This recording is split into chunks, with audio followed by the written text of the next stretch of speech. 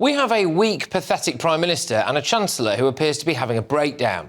Here was Rachel Reeves in the House of Commons today. I'm really proud, Mr Speaker, that in the first year of a Labour government we got free school meals, breakfast clubs, childcare, got £15 billion invested in transport in the North and the Midlands. With cutting regulation, planning and infrastructure is pounding forward. I mean, she's crying her eyes out, bless her, and Sir Keir Starmer still couldn't bring himself to back her. In January, he said that she would be in post till the next election. Will she really? She certainly won't. Mr Speaker, I have to say I'm always cheered up when she asks me questions or responds to a statement, because she always makes a complete mess of it and shows just how unserious and irrelevant they are. That is idiotic. Idiotic. Then Keir Starmer's personal social media account put out a video that showed the Chancellor weeping away in the background. We promised, Mr Speaker, 2 million extra NHS appointments. We've delivered 4 million. Talk about throwing her under the bus. Firstly, I do have some sympathy, for Rachel Reeves, which is more than can be said for the Tories' Robert Jenrick. Rachel Reeves' benefits bill is dead, and so is her career. God, let's have another look at that. Rachel Reeves' benefits bill is dead, and so is her career. Well, Rachel Reeves' boss is a spineless, politically inept, and I would suggest very cruel man who spent the last few weeks castrating himself in front of President Trump. We all know the great Prime Minister of the UK, and we just signed a document. This is... Sorry about that. A very important document. A little windy out here. Give me that. Instead of being back here at home, selling the welfare and benefits cuts that we desperately need to make to his own party and to the public. He didn't bother. He did not bother. Instead, he let Rachel Reeves take the brunt of it, and then he U-turned on it. He's done 4 U-turns in 6 weeks, and he's let the female Chancellor pick up his mess. While Rachel Reeves was in tears next to him, he had the front to start banging on about how proud he is that Labour's got loads of female MPs. Having 264 women MPs is a really significant progress in this House. I'm incredibly proud that at the last election we saw 100 new female Labour MPs elected, meaning the number of female MPs in the Labour Party is now at a record high. What kind of man is that? And I think we have to ask that, don't we? What kind of man is our Prime Minister?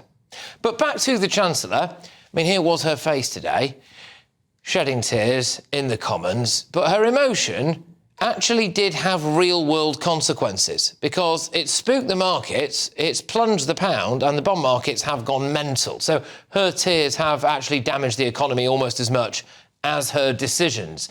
And whilst I didn't like seeing her like that today, and I do feel sorry for her to an extent, and certainly if it is indeed a personal matter, then obviously that is something, you know, that we do have sympathy with her for. But I do feel, unfortunately, that this is what you get if you take on a job that you are simply not qualified to do. Say that you'd worked at the Bank of England for a decade, when in fact it was, well, it wasn't even 6 years, it was 5. I mean, that's exaggeration, isn't it? Well, I worked at the Bank of England for 6 years, between 2000 and 2006. I was employed by the Bank of England, including I spent just over a year at the British Embassy. Why did you say it was a decade? Well, I think you're taking... it's one... Look, if it was for personal reasons and she was like that, then I think someone should have taken her out of there, shouldn't they? It didn't look like anyone in there particularly cared about her. And if she was crying, though, because of the mess she's in professionally, well, I tell you who I feel more sorry for. The pensioners, the farmers, the small business owners, taxpayers, savers. I bet they've shed a few tears because of the bad decisions that she has made. She has to go, and Sir Keir Starmer shouldn't be far behind her. Let's get thoughts on my panel this evening. Director of the Popular Conservatives, Mark Littlewood. We've also got landlord and activist Adam Brooks and broadcaster Nina Mishkov. Mark, what do you make of that spectacle? It's an appalling shambles. And I agree with you, Patrick, that if all we've been told is it's a personal matter, I guess you want to give her the benefit of the doubt in terms of what caused it. But there's a number of things that come together. We know that she had some sort of contretemps with Lindsay Hoyle, the Speaker of the House of Commons, but we don't entirely know what that was about. It could be coincidence, but the truth is that tears roll down her cheek at exactly the moment that Keir Starmer refuses to guarantee her job. Yep. That's the point at which the tears start rolling. And, you know, again, without knowing more details, it's difficult to make a firm judgment. But I think that the lesson here is, you know, there is a huge responsibility on the Chancellor of the Exchequer. If there was a serious personal matter that caused her that much distress, she should have absented herself from Prime Minister's questions. And the Prime Minister could have explained she can't be here, because we can't have a government behaving like this in the public and parliamentary eye. Well, you're right. I mean, it did actually have... real-world consequences. It cost the country money. I mean, it did, and we're already in a bit of a mess. But Adam, say what you want to say about Rachel Reeves, but I will ask you this question directly. What kind of man do you think Keir Starmer is? Because this was him not bothering to sell the welfare and benefits stuff to the nation. He knew that there was potentially a U-turn there. Instead of doing a tub-thumping speech in Downing Street going, look, here's the mess we're in economically. Here's how we're going to... You're either with me or you're not. We need to set a vision for Britain. He let that lady carry the can. And then he saw she was in tears and he sat next to her and she was bawling her eyes out and he didn't even say, you know what, I will back her. That's a very, very strange kind of back, I think. I have to hold back to my real feelings about this man. It wouldn't be broadcastable what I'd like to say about Keir Starmer. But, look, I'm an old-fashioned type of man. I don't like to see any woman upset. Now, that aside, she's a diabolical Chancellor. She has cost so many people their livings and hell of a lot of money. Myself, my pub, she's cost me an extra £30,000 a year. That's £80,000 a year I have to take over the bar. That's 14,500 pints. Probably about a job as well. Someone's not getting a job, maybe. Right, so again, people will have to be let go. Shifts have been taken down and my prices have gone through the roof because we have to survive as a viable business. Looking at that today, I think Labour are all over the place. Let's remember that the Chancellor is the second most powerful person in the country. We need someone that's assertive and strong. As Mark said, we cannot have a Chancellor in that position crying on air, causing the bond market to spike and showing the world that we're weak. Labour is weak. Keir Starmer, I called him it the other day, is a weasel of a man, and I can't wait till they're both gone. So where are you on this, Nina? Do you think that Rachel Reeves is out of her depth? Is this what you get when you're maybe underqualified and over-promoted? Or do you blame Keir Starmer? Has he thrown her under the bus here and done it quite happily, really? I think it is a complete car crash, all of this, obviously. You don't have people weeping in Parliament. I mean, I can't remember the last time we had this.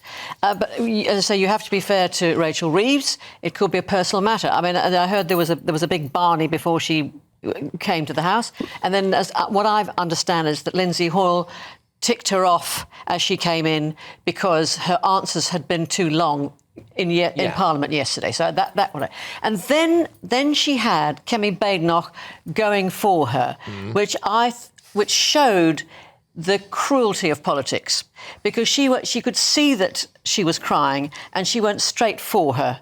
She went absolutely straight for her. And what I then loathe, and thank you for saying you can't bear to see a woman crying, because when I saw her crying, it made me want to cry. It was very uncomfortable. It makes me want to cry. I did actually cry watching it. But Chris Phelps, sitting on Kemi Badenoch's left, was sitting there laughing.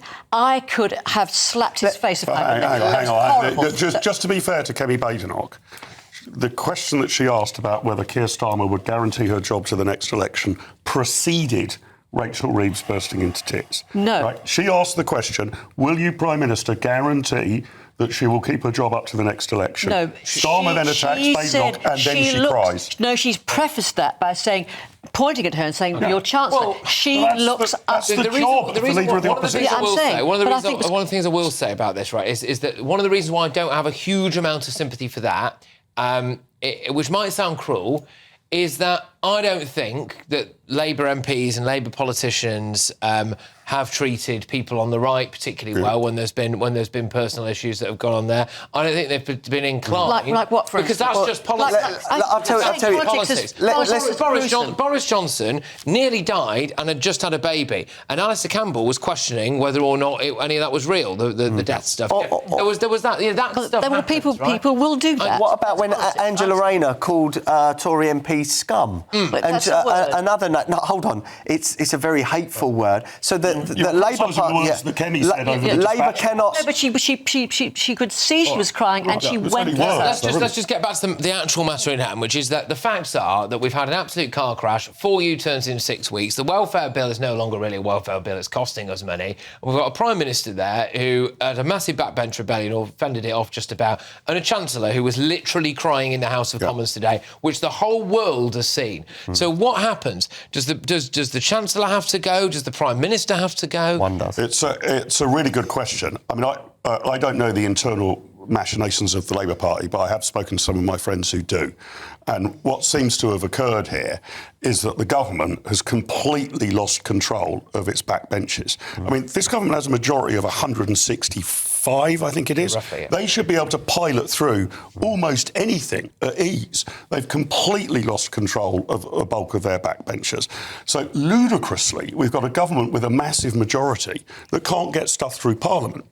Here's what, if I was advising Keir Starmer and trying to assist him, and I wish to do neither, but here is what I would advise him. You've got to completely reset and reboot the government now. That requires a massive cabinet reshuffle. Reeves will have to go. Miliband. This is probably your last throw of the dice. I mean, you might stagger on as a lame duck Prime Minister for 4 years, but you need to reset by the autumn.